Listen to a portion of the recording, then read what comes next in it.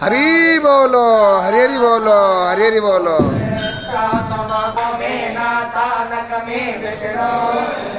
हरी बोलो, हरी हरी बोलो, हरी हरी बोलो।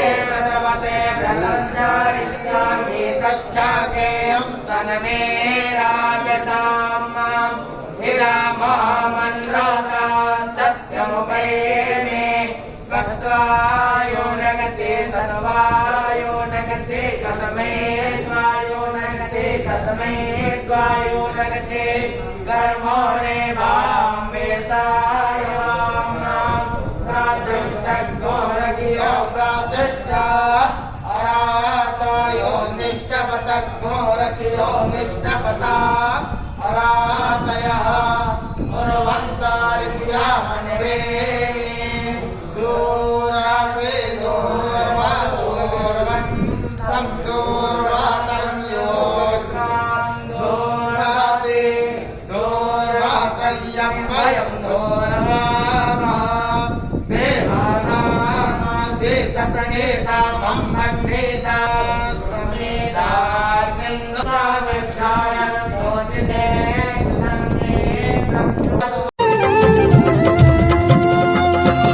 श्री श्याम बिहारी जी की आरती जो कोई गावे,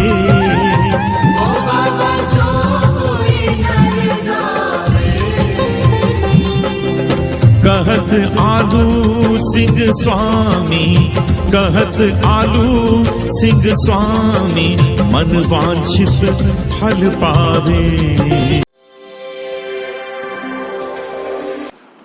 महाभारत के युद्ध के बाद 18 दिन के युद्ध ने द्रौपदी की उम्र को 80 वर्ष जैसा कर दिया था, शारीरिक रूप से भी और मानसिक रूप से भी। शहर में चारों तरफ विधवाओं का बाहुल्य था, पुरुष इक्का दुक्का ही दिखा पड़ता था, अनाथ बच्चे घूमते दिखाई पड़ते थे और उन सबकी वह महारानी द्रौपदी हस्तिनापुर के महल में निश्चेष बैठी हुई शून्य को ताक रही थी। तभी श्री कृष्ण कक्ष में दाखिल होते हैं।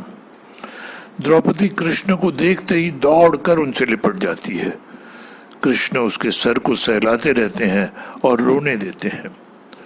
थोड़ी देर में उसे खुद से अलग करके समीप के पलंग पर बिठा देते हैं। द्रौपदी बोली, यह क्या हो गया सखा, ऐसा तो मैंने नहीं सोचा था। तब कृष्ण बोले, नियति बहुत क्रूर होती है पांचाली, यह हमारे सोचने के अनुरूप नहीं चलती, हमारे कर्मों को परिणामों में बदल देती है। तुम प्रतिशोध लेना चाहती थी और तुम सफल हुई द्रौपदी, तुम्हारा प्रतिशोध पूरा हुआ। सिर्फ दुर्योधन और दुशासन ही नहीं, सारे कौरव समाप्त हो गए। तुम्हें तो प्रसन्न होना चाहिए। सखा, तुम मेरे घावों को सहलाने आए हो या उन पर नमक छिड़कने के लिए? नहीं द्रौपदी, मैं तो तुम्हें वास्तविकता से अवगत कराने के लिए आया हूं। हमारे कर्मों के परिणाम को हम दूर दूर तक नहीं देख पाते हैं, और जब वे समक्ष होते हैं तो हमारे हाथ में कुछ नहीं रहता। तो द्रौपदी बोली, तो क्या इस युद्ध के लिए पूर्ण रूप से मैं ही उत्तरदायी हूं कृष्ण? नहीं द्रौपदी, तुम स्वयं को इतना महत्वपूर्ण मत समझो, लेकिन तुम अपने कर्मों में थोड़ी सी भी दूरदर्शिता रखती तो स्वयं इतना कष्ट कभी नहीं पाती। तो मैं क्या कर सकती थी कृष्ण? कृष्ण बोले, जब तुम्हारा स्वयंवर हुआ तब तुम कर्ण को अपमानित नहीं करती और उसे प्रतियोगिता में भाग लेने का एक अवसर देती तो शायद परिणाम कुछ और होते। इसके बाद जब कुंती ने तुम्हें 5 पतियों की पत्नी बनने का आदेश दिया तब तुम उसे स्वीकार नहीं करती तो भी परिणाम कुछ और होते।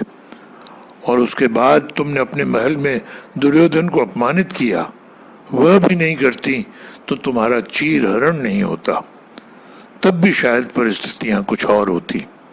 हमारे शब्द भी हमारे कर्म होते हैं द्रौपदी, और हमें अपने हर शब्द को बोलने से पहले तोलना बहुत जरूरी होता है, अन्यथा उसके दुष्परिणाम स्वयं को ही नहीं अपने पूरे परिवेश को दुखी करते रहते हैं।